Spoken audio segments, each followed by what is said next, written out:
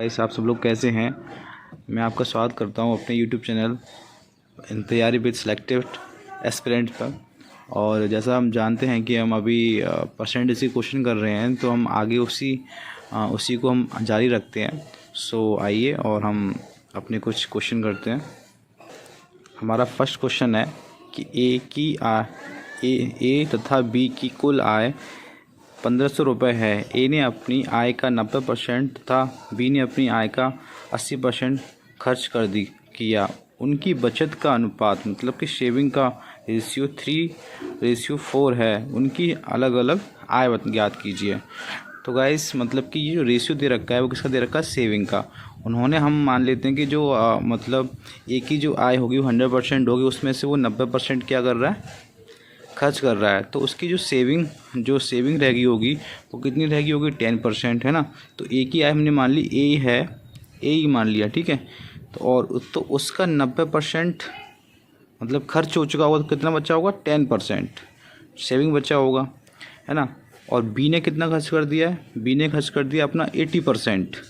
तो उसकी सेविंग जो होगी वो कितनी होगी? 20% रहेगी होगी। इसी का रेशियो दे रखा है उन्होंने 3:4। अगर यहाँ पर हम परसेंट से परसेंट कट करेंगे और 10 से 20 कट करेंगे 2 टाइम, इस 2 का मल्टीप्लाई कर देंगे, इधर जाएगा क्योंकि ये अपॉन में है तो इधर ऊपर जाएगा, तो ये 6 हो जाएगा। तो A/B इक्वल टू 6/4 हमारा रेशियो आएगा। इसे कट करेंगे 2 से तो ये आएगा 3:2। तो यही हमारा रेशियो है ए और बी की आय का। तो ए और बी की कुल आय कितनी दे रखी है? 1500। तो 1500 और यहाँ पर रेशियो कितना है दोनों की आय का? ए है ना 5। तो हमें अलग अलग डिवाइड करना है, तो 3 पहले ए का निकालते हैं। तो ए की आएगी 900। अगर इसकी 900 आ गई ए की आय, है ना। तो बी की कितनी बची? 15 में से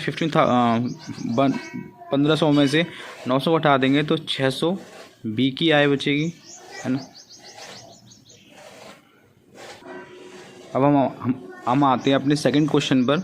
और सेकंड क्वेश्चन कह रहा है कि एक व्यक्ति अपनी आय का 60% खर्च करता है। यदि व्यक्ति की आय 15% बढ़ती है तथा व्यय में खर्च 15% बढ़ता है, तो व्यक्ति की आय तो बचत में कितने प्रतिशत का परिवर्तन होगा? तो पहले हम ये देखेंगे 60% का जो फ्रैक्शन वैल्यू है वो कितना होता है। इसे कट करेंगे ऐसे, 2 से कट करेंगे 3 टाइम, 2 से कट करेंगे 5, तो 3/5। तो इसका मीन्स ये है कि जो पहले उस व्यक्ति की जो आय होगी, इनकम होगी, वो कितनी होगी? उसकी इनकम 5 है ना। और उसका एक्सपेंडिचर कितना आ रहा है? 60% है, तो ये 3 आ रहा है।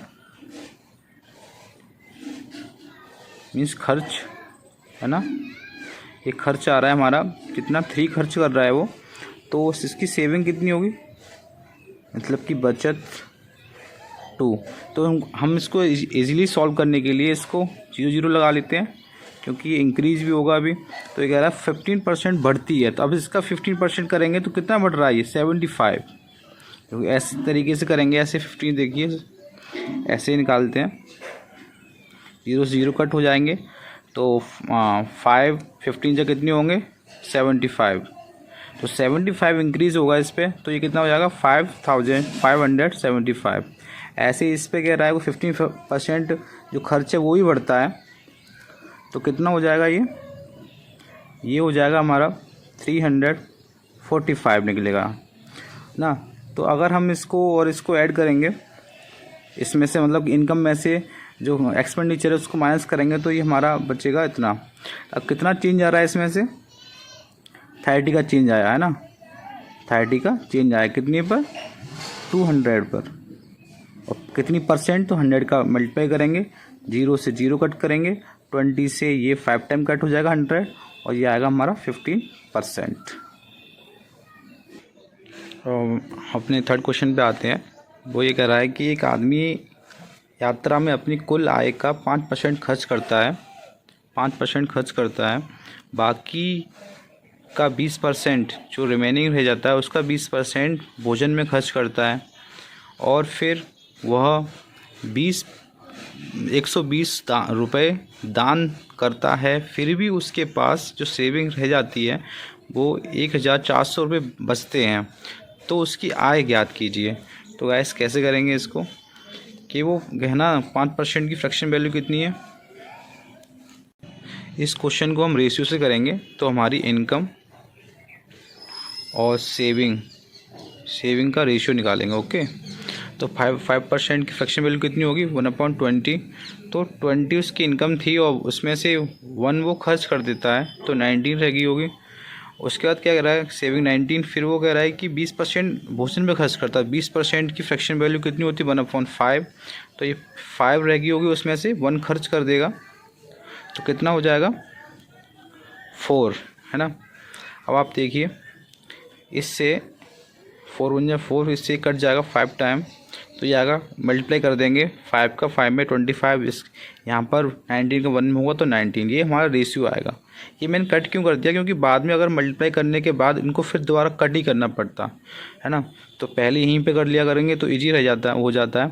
अब ये 19 है वो सेविंग है, लेकिन सेविंग उसने क्या किया है कि इतने तो उसके बच रहे हैं, लेकिन अगर वो इतने रुपए और इसमें जोड़ दे तो ये 19 के बराबर होगा, क्योंकि ये भी तो सेविंग थी, लेकिन इसने ये दान कर दिया इसको। तो इसको अगर हम इसमें ऐड करेंगे 120 को, तो ये आएगा 152 तो ये 19 के इक्वल है, ठीक है। तो 19 इक्वल टू ये, तो 1 की वैल्यू कितनी आएगी गाइस, 19 8 जा होते हैं 152, तो ये 0 लग जाएगा, तो 1 की वैल्यू 80 आ गई। अब हमें इस 25 की वैल्यू निकालनी है ना, तो इसका मल्टीप्लाई इसमें कर देंगे, क्योंकि ये हमारी इनकम है। तो 25 जा 8 जा होते हैं 200, और ये 0 0, है ना। तो 2000 हमारी क्या आ गई, इनकम, मतलब कि आय। एक अनदर क्वेश्चन आपके लिए, एक निर्वाचन क्षेत्र में कुल मतदाताओं में से 55% पुरुष हैं, बाकी महिलाएं हैं, या तो 40% पुरुष निरक्षर हैं, निरक्षर मतलब कि अनएजुकेटेड हैं, और 40% महिलाएं साक्षर हैं, मतलब लिटरेट हैं, मतलब पढ़ी लिखी हैं, एजुकेटेड हैं। तो निरक्षर महिलाओं की तुलना में साक्षर पुरुषों की संख्या ज्ञात कितने प्रतिशत है। तो यहाँ पर भी हम रेशियो को इस्तेमाल करेंगे, तो है ना। तो यहाँ पर हम करेंगे, तो यहाँ पर हम मेल लेंगे पहले, और यहाँ पर फीमेल। तो मेल कितनी है हमारी 55% है, तो फीमेल कितनी बचेंगी 45%, है ना। और यहाँ पर कह रहा है कि 40% मेल्स आर इलिटरेट, मतलब कि पढ़े लिखे नहीं हैं। तो हम, और यहाँ पर हमें कंपैरिजन किसका निकालना है, जो लिटरेट है ना, जो इलिटरेट मेल हैं उनसे, जो लिटरेट मेल है उनसे हमें कंपैरिजन निकालना है। तो 40% तो इलिटरेट हैं, तो पढ़े लिखे कितने रह गए होंगे 60%, है ना, इंटू कर देना। और यहाँ पर मतलब कि, और यहाँ पर फीमेल मतलब कि इलिटरेट फीमेल से निकालना है। तो पढ़ी लिखी फीमेल हमारी कितनी है, पढ़ी लिखी फीमेल 40% है, 40% है, ये दे रखा है। तो 40% फीमेल्स आर लिटरेट हैं, तो इलिटरेट हो जाएंगे 60%। अब आप यहाँ पर कट कर दीजिए रेशो निकालने के लिए, 60% से 60% कट हो जाएगा, और यहाँ पर ये 5 से कट करेंगे तो 11 टाइम्स, परसेंट से परसेंट कट हो जाएंगी, और यहाँ पे 5 से कट करेंगे तो 9 टाइम्स।